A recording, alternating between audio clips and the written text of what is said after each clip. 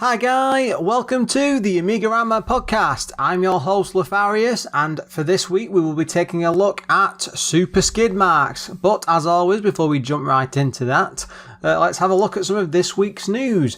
Now first up was something that was really interesting that was pointed out to me over on Facebook by Aaron Smith.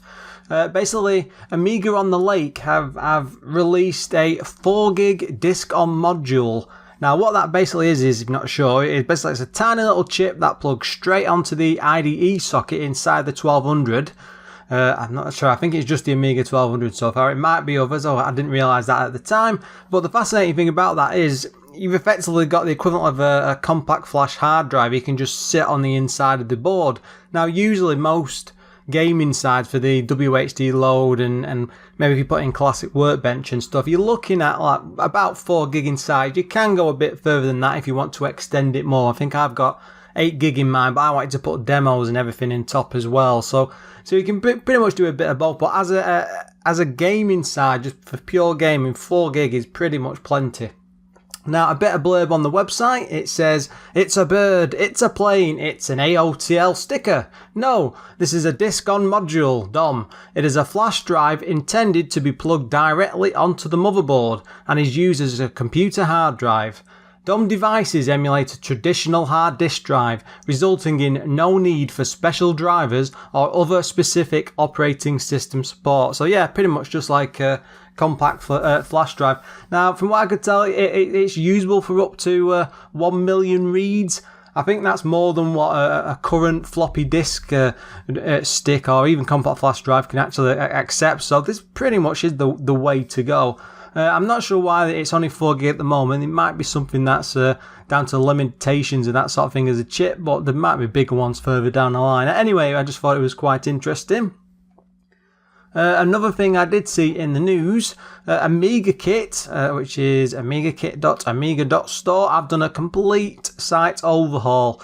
Now, they're someone I've used. I'm not being paid for this one, by the way, but I have used them quite a few times, especially when I was first building the 1200 for things like compact flash port covers, a few bits like keyboards and getting some bits cleaned and stuff. So, they're always a great site there and they've been going for years, but that website of theirs, I can remember it going back like 7, 8, 9, 10 years or stuff. It just hasn't changed in absolutely ages, and they completely rejigged it all up and it looks a lot better. It's a lot more flashier and I think it's a lot more functional. So I'll put a link as always in the description notes, so please go and check that out. Now, as I'm sure you're aware by now, the show has been going for quite some time. I said this is episode 32, and I'm happy to say that I just had a brand new iTunes review. This is something worth celebrating because I don't have a lot. Hint, hint, please guys, go and sign me up for a couple.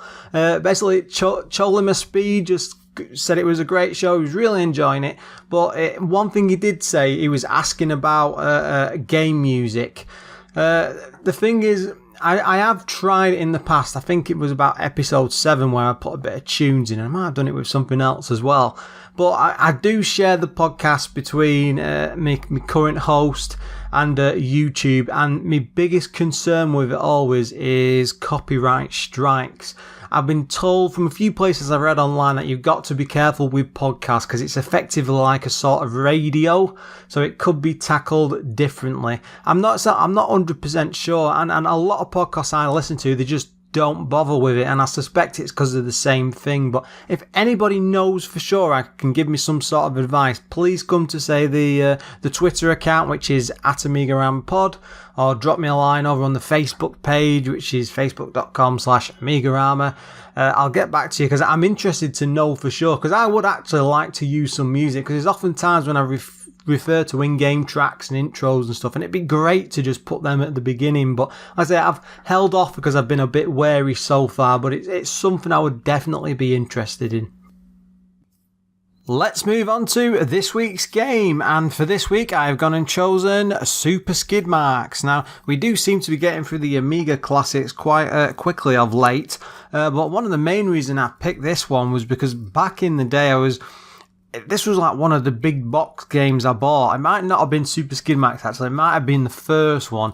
I can't remember what the cover was, but it had like the big red monster truck on the front. In fact, it was probably the first one now I think about it. The memories come flooding back to me.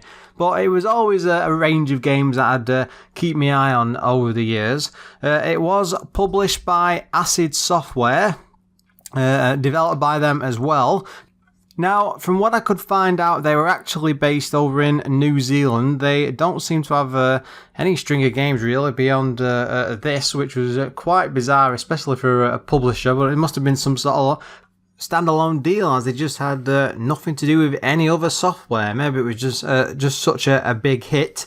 I couldn't really find much out about them. It's probably because they're over in New Zealand and they just don't really have much of a history beyond that. Anyway, the game came out in 1995. It came on 7 discs. There was a ECS OCS version. There was also a CD32 version later on. It was priced at £29.99, which is about average, I suppose, for the time. The coders behind this were Chris Blackburn and Simon Armstrong. Now, from what I could see of their history, they were only involved in the Skidmarks games. Now, there was loads of these, mostly like update discs, like it was the first one, the second one, and then spin-off things involving just like more tracks and levels and stuff. It was a very, very short history. I'm not entirely sure why they were involved. Maybe they owned the actual company. Again, I couldn't find out. I'm quite disappointed to say. The graphics were done by Hans and Kurt Butler. I think they were related. Again, they worked on all the Skidmarks games. They also were involved in Gloom, Guardian. So quite, good mix there straight away. Also for graphics were Rodney Smith. Now, interestingly enough, he did Woody's World. I think we covered that in episode 14. Roadkill. I think that's a Team 17 title. Something called Kiro's Quest. Again, I'm sure we've mentioned that before. And he dabbled in every other Skidmarks game. They really made the money from these. Music by Anthony Milas. He was behind, again, all the Skidmarks games, 1 and 2, Super Skidmarks, Guardian, and that's just about where his career seems to finish. I'm not entirely sure what happened after that, though. It seems to be this game. Once you get involved with a Skidmarks game, you don't really get involved in anything else. Now, from what I could discover about the game, you can have up to 4 players on a single Amiga. If you've got 2 A1200s, and again, this is going back to the mid-90s when they were already about £300 or £400 for a system, but you can use 2 A1200s together to use the widescreen link mode, which apparently allows up to 8 players. But you can also have 4-player split screen on the A1200. Now, I have no way of testing that out, but I suspect it'll just be into quarters. Or is it free? I'm not entirely sure, and it's not something I can test. But again, this is an Amiga. It's mid-90s at this point, and you wouldn't think an Amiga could come up with something as powerful as like split screen gaming. Being a sequel to the original Skidmarks, it pretty much uses the same game engine, but they have expanded it a bit out by improving the AI, doing loads more tracks, cars, extras like different modes, stuff like that. Alongside this, later on, there was loads and loads of data this came out. They really did mine this for as much as possible. But one thing I did notice about it when I was reading up on it is that it had twice the number of tracks that the original did. The boosting competitions and an improvement on the difficulty for the single player, because apparently it was quite buggy when it first came out with a few glitches, but the single player mode was incredibly easy to play, and they completely redid that and rejigged all the AI for it. They also added a high-res mode for AGA, so effectively better graphics, which is always a good boost, especially back then. Another thing I found out about it was that there was actually ports being done for the Atari Jaguar and the PlayStation. Now, the PlayStation, there doesn't seem to be any pictures or footage or anything, and I read on a brief interview online that they were planning to push it more towards 3D, because it's a sort of 2D, 2.5D style, but the Jaguar Jaguar version, I think, would have just been an improved version of the CD32 edition, so probably extra music and things like that. Anyway, it just seems interesting that it wasn't just an Amiga game. I always thought it just stuck to the Amiga, but they were planning on pushing it out further. Now, another thing I noticed, there is apparently a modern version being called, which is sort of a remake in a way, is Epic Skidmarks. It's in the middle of the development at the moment, and from the best I can see, it's due to come out sometime in 2018, and we're already almost halfway through the year. Last update on their Facebook page was put out in April, so it's still in development, it's still coming, and from the trailers and the pictures and stuff, it looks quite impressive, and they've tried to keep it in a very, very similar style to the original game. So yeah, go look that up. It's actually quite interesting from what I saw.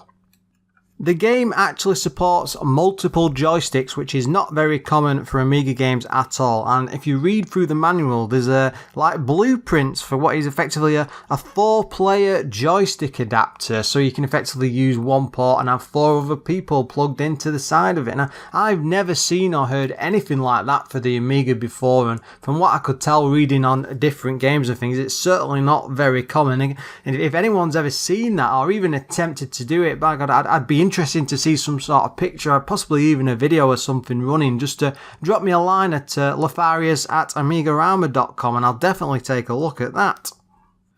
As an aside, I'd also like to send out a huge thanks to Dan from LemonTubeAmiga. Yet again, he sat there and put up with me for a good hour or so, just playing through the game and just trying it out in multiplayer. And that's going to be our footage to go alongside the podcast. You can see that in the usual places at AMIGArama.com. But again, a big, huge thanks to Dan. He has a very active YouTube channel, loads and loads of Amiga footage, all helping out over at LemonAmiga.com. Usually at this point, I would jump into the game manual and probably read out the story or go on Wikipedia and try and work out what's actually going on, but this is effectively a racing game, and I'm afraid there's nothing here. There's not even a hint at some supercharged up chap trying to spend all his spare time trying to win some sort of racing cup. There's nothing in here. Yes, it is just a racing game. Now, the game itself, it's an isometric viewpoint, 2.5D graphics. And playing the AGA version, one of the first things I felt, especially when I was playing it extensively, is that this is really, really similar to something that should be on later consoles. They even though it's not quite full like 3D graphics and stuff, it's convincing enough with the shape of them and the way the tracks are drawn. It's like something off the PlayStation. Now, the play screen itself is not littered with any sort of track information, any sort of speed hubs or text or anything like this. This is pretty much a core racing game, and in a way it's a bit similar to having like driving RC races around the track. You just get no indication whatsoever. Above each car, you've got, like, depending on which position you're in, you'll get a number, and that's about as exciting as it goes. There's no fuel dials, no speed dials, there's absolutely nothing. It's all pure racing graphics, but as I will go to in a bit, it does actually work quite well. Now, one thing I did notice, that if you've got 1 meg and beyond, it does allow extra players. Now, on a standard version, it's only like about 4, but you can have up to 8 cars on, players, I meant cars. You can have extra cars on the screen, and over 1 meg allows you to have 8, and that might not sound like too much of a lot, but compared to some other races, that can turn into a mad scramble, especially with lots of vehicles dotted around. The cars are almost 3D-like. It's a bit polygon style in a way, but there's actually quite a fair bit of detail on them, and there's all sorts of different cars and vehicles dotted throughout, but they all look quite good for the Amiga, and it's probably some of the best car graphics for that style that I've actually seen on the system. If I was to compare it to another Amiga game, I'd probably say it's a bit similar in graphics-wise to ATR. That sort of futuristic, yet modern and current. I'm going off one there. It's very, very hard to describe these cars, but they're almost 3D, but obviously they're not quite 3D, but it just works well and it impressed me, and that's all that really matters. one of the biggest takes from the graphics about this is, again, I do get caught up on these graphics an awful lot, but they are really good. Just have to trust me. The vehicles actually leave skid marks on the track, so whilst you're swinging about in all directions, you can actually see tyre marks on the ground. Now, this is certainly not something I'd seen on any other Amiga game, and I don't think anything else did it, certainly past this point, but again, it was very, very impressive. The tracks are all quite simple affairs. On the sidelines, you've got like people, huts and shacks, other vehicles, things like that. There's no fuel, certainly no pit stops. It's just pure racing. You know, you just jump in there with your controller and you play it. There's around 48 tracks in total. Now, a lot of them are repeats from the first game, and I suppose it's cheating in a way, but there is like a mirrored mode where you can just reverse the track and play it in the opposite way. I'm not too sure if that really counts as extra tracks, because I know a few games that have done that. I think Super Off-Road is probably one that comes to mind, because it's similar sort of a look in a way, but more arcadey. But yeah, am I wrong there? I'm not entirely sure. I never am sure. I should do more practice, shouldn't I, before I do the episodes. But all these tracks really do add to an impressive amount of content. I mean, it's on 7 discs, which is a hell of a lot, and unless you've got the CD loading, of course. But you usually, you get about like 10 tracks, something like that, spread across 2 discs. They really have gone to town with this, and you've got so many to explore and drive around. It'd be very, very difficult to get bored or run out of things to do. Now, of course, the most important things for games like this are the controls, and I'm happy to say that the controls are absolutely spot on. You do feel like you have full control of every car. It's almost like you can turn on the spot on a dime. Now, there are different vehicles throughout the game, different types, but they all feel completely different. If you're driving like the Mini, that's got very good handling on it, but it's not super fast. It can be thrown about around the corners. It does feel like that with the controllers. It feels restrictive as if it's a Mini. There's an F1 car was in there, just one of them. There's also a Porsche as well, but the F1 was my favourite by far, just because it was so fast. And that's the other thing about this. Even though there's so much going on the screen, especially if you've got like 8 other cars on screen at once, you really can get some speed on some of the vehicles. Another one that comes to mind was a monster truck. That's quite a slow vehicle, but it's huge. It's got them big chunky wheels. It's all about the jumps and stuff, but that's here perfectly, and it works just as you think it should. Now, there are other vehicles thrown in there. I mean, probably one of the biggest and most famous ones is cows which drive around the track. You can also add on caravans to them if you want. I mean, what an odd extra. But if you do add them on, it's very, very bizarre how it all slings around and goes around the track. There's an extra lot of weight behind the vehicle. It's very, very strange, but it does work quite well for what the game actually is. Thanks to the great controls, one thing this really did remind me of was the Micro Machines games, probably the 96 edition, but this just feels very, very similar to it. The way the cars react, the way you can throw things around, and I know it's not a top-down like 2D racer like that, but it's very similar in style and playability. And the way the other cars react to you, it's very, very tight. It controls very well, and I was very, very impressed with it. Now, of course, one of the first things that really stood out to me on this is when you first boot it up and you go into the menu, there's this awesome heavy rock music kicking off in the background, and I love the music on the Amiga, and this does not let you down. But sadly, there's only music on the main menu when it boots up. There's nothing in game. There is lots of sound effects. That's things like skidding, sliding when you go around the corners, constant engine noises and revving, lots of beeping horns. Sadly, there's no sort of like crash when you hit other cars or anything like that, which is it. You get used to it, but it does seem a bit off, especially if you've been playing other racing games. And it really does have quite a steep difficulty curve. You will find that you need to spend an awful lot of time practicing with this, but the great thing about it is there's just loads and loads of tracks and content, even if a lot of it's like mirrored mode. You know, you're looking at about 25 to 30 tracks, which are just like fresh tracks. So there really is a lot to do there. Now, there is loads of championship style modes and just basically racing against others to earn points. You don't actually win anything, which is a bit of an off point, really. But the fact is, you know, you're racing against other cards. If you win through, you win the championship. There's not really any sort of reward to that. But the great thing about it is because there's lots and lots of these championship modes, I think there was probably about 10 that I can remember looking at the menu all linked around different cars. It means that if you get stuck on, say, like the mini section or the monster truck section, you're never in a situation saying like, it probably won't happen, but if you were playing like Super Mario Kart and you were stuck on like the first 4 tracks and you can't get past them, you're stuck there, there's nothing else you can do. On this, you can really explore other things, start learning with other cars and just learn the tricks and trades of the game. And there's so much content that it does work quite well for that.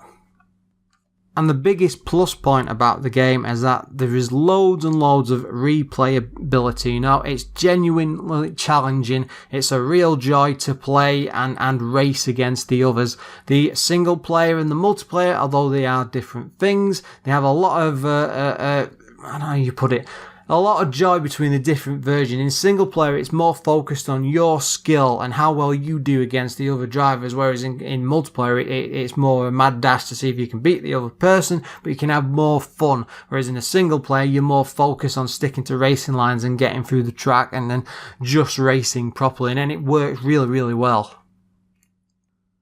Of course, it does have its problems. Now, the biggest one is that it's quite difficult to play against the AI. I mean, they have tweaked this, you know, compared to the original, because I remember vaguely the original, and it was quite an easy game to get through, but not with the sequel. My god, it's really, really tough to play against them. They pretty much stick to the racing lines. They don't veer much off them, and you can disrupt them to some degree, but you really do have to put a lot of time and effort into learning the tracks, and, you know, you've got to stick to like similar racing lines and take opportunity to sneak past and race against them properly. But at the same time, it's good because it really makes you practice. You get to appreciate the game a lot more. It's not just to pick up and play for 5 minutes and complete a few courses. No, you really have to learn the tracks and take the time and learn the way the other players are and how they react to situations and stuff. And it's quite in depth for a racing game. There's not many, I can say, that really, really do that. Some niggles about it when you're going around like circular sections on the track. So you'll come in, you'll be going upwards and you'll like swoop round to the right to curve back on yourself. You're like locked in the loop there. If you come up to the track before that, you couldn't turn right. Even though it's open, you couldn't turn right because there's an invisible wall there. Now, these invisible walls are quite prevalent in lots of areas, and they do get in your way a lot. And that might sound odd, but one thing I can think of in particular is like when you're in the monster trucks and you'll go up a ramp. There's no actual single individual ramps. It's just the track will go up into a point, and you can go driving over it and spring off up into the air and do a big jump. But the problem is, outside of the actual course that you're on, there's invisible walls, and if you hit the left of the track or the right of the track, it just bounces you back in, and it's a bit like dodgems in a way, where you've got that wall there, which feels fine when you're struggling to get through a bunch of people because it means you're not being slid off the track all the time. But when you're in something like the monster truck, you know, you're going at a nice bit of speed and you take off. The car is quite big and you want to be able to turn and enjoy a bit of air and, you know, crash your way through things. But if you go slightly off course or you know, clip someone else, you will hit this invisible wall. And most of the time you do just bounce off into the right direction. But other times it can stop you completely and you do lose a bit too much speed. So it's more frustrating. It's not a big niggle or a problem. It's just one of them things that stood out to me as like, oh, I just wish they'd opened up the areas a bit more. One of the other things I think this really, really needed, I mean, it's great that there's so many tracks and there's lots and lots to do and to play, and, you know, it's enjoyable on that front, but it could really do with something like a training mode or a management mode. I mean, something like, say, Sensible World of Soccer, where you can play the game, but you can focus on doing something with the cars. I mean, they already put up like a menu system, for picking the tracks and stuff. So it would have been so much easier if they just come up with some sort of like a basic manager. Maybe you can earn things for your car and add things on and build, say, a team up over a season and deal with other teams and things. I mean, it would have made it a completely different game, I suppose, but it would have been nice to have some sort of like data disk, and especially looking at the history of this game and all the other games that they released. I mean, that was another thing. I had a huge problem just trying to work out details about this game because they made so many other, I think there was about 7 or 8 Skidmarks type games, and it's all very confusing with the titles, and there's also a lot of data disks thrown in there, so it's not 100% sure of what to work out.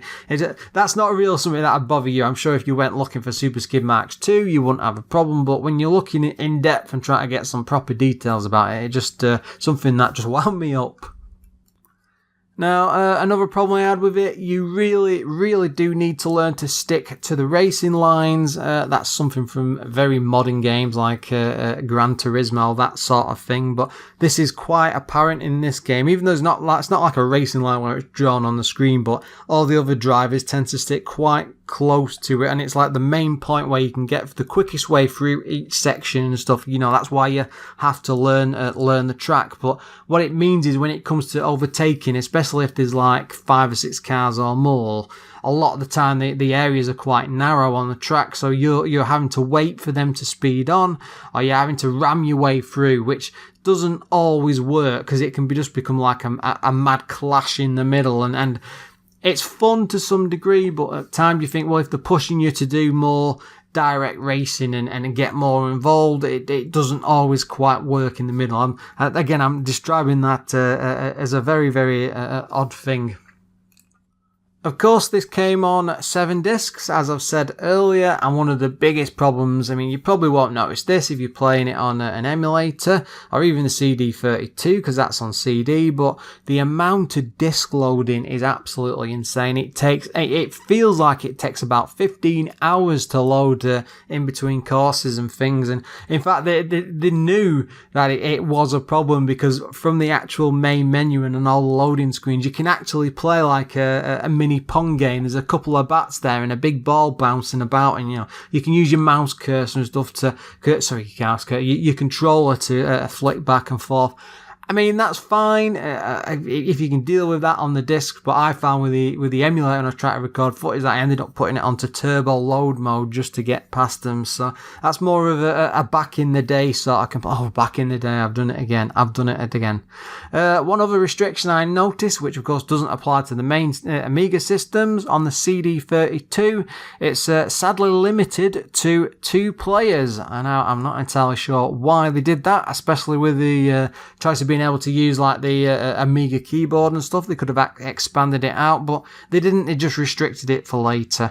One of the other odd things about the game as well is there's no like bonuses or upgrades, and what I mean is when you select a car before the race, there's no physical damage to the cars, and you can't bash into walls or other people and do any major damage to them. You just bounce off, you lose a bit of speed, you keep driving. Now again, that's not really a problem at the time because most games were like this, but you're stuck using the same vehicle. So if you're doing the mini races, you're stuck with the same mini throughout there, and there's no sort of bonus. It's not like, say, Mario Kart where you pick up, or F-Zero or something, where you can pick up different upgrades, maybe give you a speed boost, or you don't need a weapon, but some sort of upgrade. Maybe if you started getting better exhausts and better engines, and the cars would become sharper and quicker and easier to drive. There's none of that, and I suppose that ties in with the sense that you're missing that whole management add-on idea for it. It could have just worked that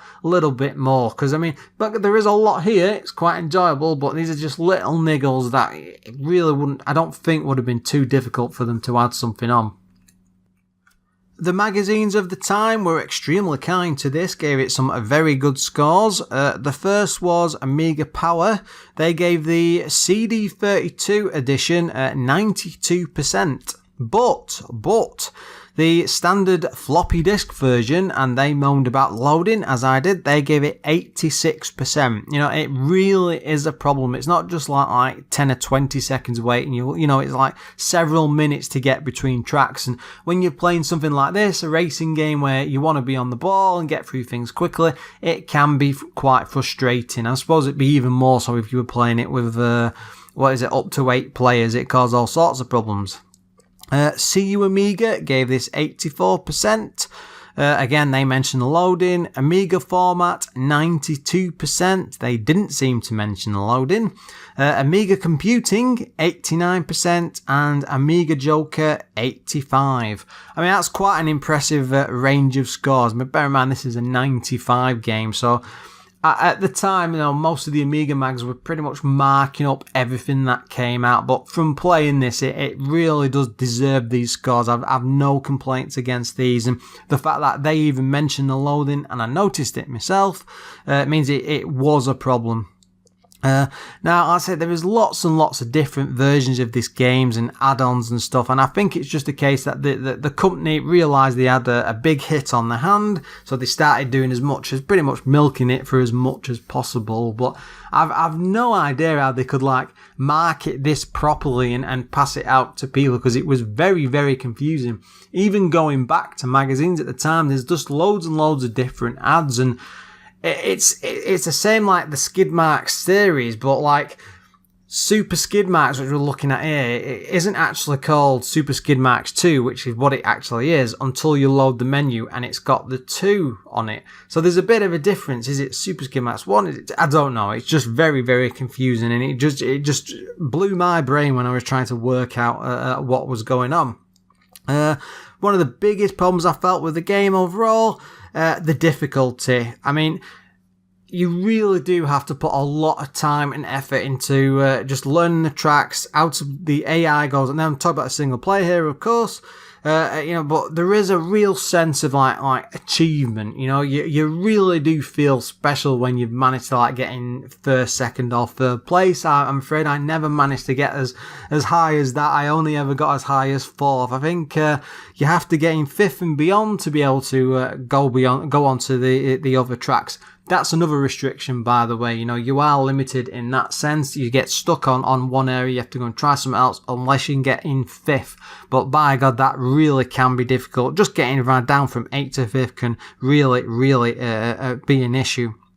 As I said before, it's a real shame that there's no like bonuses, there's no like extra tracks hidden. That was one of my biggest grumbles about it in a way, because I thought that you do all these 48 tracks, you take part in all the championship races, and that's pretty much what you've got. There's nothing hidden away. There's no way, you know, if you earn so many goals or come first and everything, you'll get something a little bit extra. Maybe they could have done something like that. Again, this game is spread over 7 discs. I'm sure they could have found a little extra space for a tiny little figure of 8 track or something, which was super difficult maybe for the high-end drivers. Biggest plus about this is the multiplayer is what this is all about. You know, it's loads and loads of fun. I only played this with Dan, of course, and again, a big thank you to Dan for his time and effort.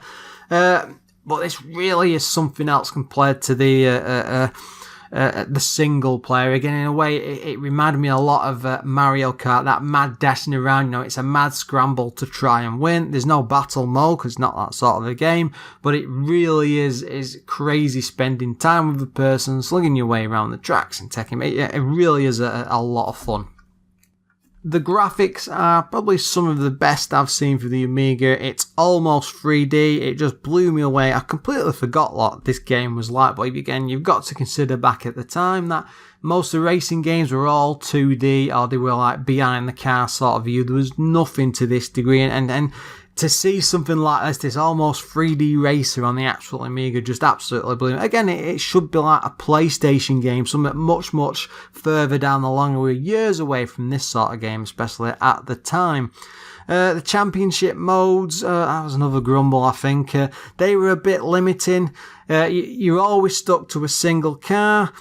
I think that might be down to the actual Amiga limitations itself. And what I mean is, you're racing, let's see if you've got it in full wax, so you've got all the RAM to high heaven, all the expansions on, you're stuck with 8 cars, but all the other 8 cars they're all different colours, but they're all same car as you, so there's not much of a difference, because there's no like upgrading or bonuses to collect. You're pretty much racing against yourself with a bit of AI. You're not really pushing to do anything more with it. And it just feels like they've missed a trick. If only they could have maybe mixed the cars up a bit, because I would have loved to race against a monster truck or the F1 car or the Porsche and things like that. Could, it'd been a bit of fun that. I'd really struggle with a Mini to try and take on the F1 car. But again, I think it was down to system limitations, because if you've got multiple different types of cars, it might overstress the process. Because again, this is something, it really is pushing the Amiga to the limit. I mean, it's no surprise that this game is seen as a true Amiga classic. I mean, it does have its problems. It can be over challenging. The difficulty curve it can be a bit too steep, I thought. I mean, just playing it, I was really, really frustrated with it at first, and I had to put a good chunk of time into start learning the tracks properly and swinging me around. And once you've got past that, it's fine, but I can see a lot of people will get frustrated with it, and, you really got to take your time to learn it and play it properly. But, the most impressive thing about it, especially for the time, is the multiplayer options, because there's so many of them. You just don't get that on other games. And I think the whole thing just shows that, even this late in its life, 95, that the Amiga could still impress. Everyone treats the Amiga like it's just this standard, 16-bit things on par with, the Mega Drive and the SNES. But, this sort of game with these graphics and the way it looks and it was playing, to me, this was almost like a PlayStation, that's the next generation sort of game. And they really did have the work cut out putting all this together, and they really did a fantastic job with it. Again, it needed a few bit of tweaking here and there, but overall they can be proud of this. It really, really is a good game, and probably one of my favourite racing games now. I think it might just beat Indie Heat to the top spot. Just to insert here a quick editor's note, it seems that when I went back to the game after finished recording, you can actually select different cars, so I got a bit confused on that. I just didn't pick up on it when I was recording the show. And with that, I think that's the perfect time to finish the episode. You're probably all passed out in shock. Or there's somebody thinking, well, what's so good about Indie Heat? Just go and look at Indie Heat. Go and listen to the episode. It's an awesome racer. Anyway, that's an aside. As always, guys, if you want to contribute to the podcast, you can go and I'll even see this in action, especially my footage with Dan. Then come along to AMIGArama.com. You can message me on Twitter, which is at AMIGAramaPod, or even drop me an email on Lorfarius@AMIGArama.com. I promise I reply to all emails. Anyway, until next time, guys.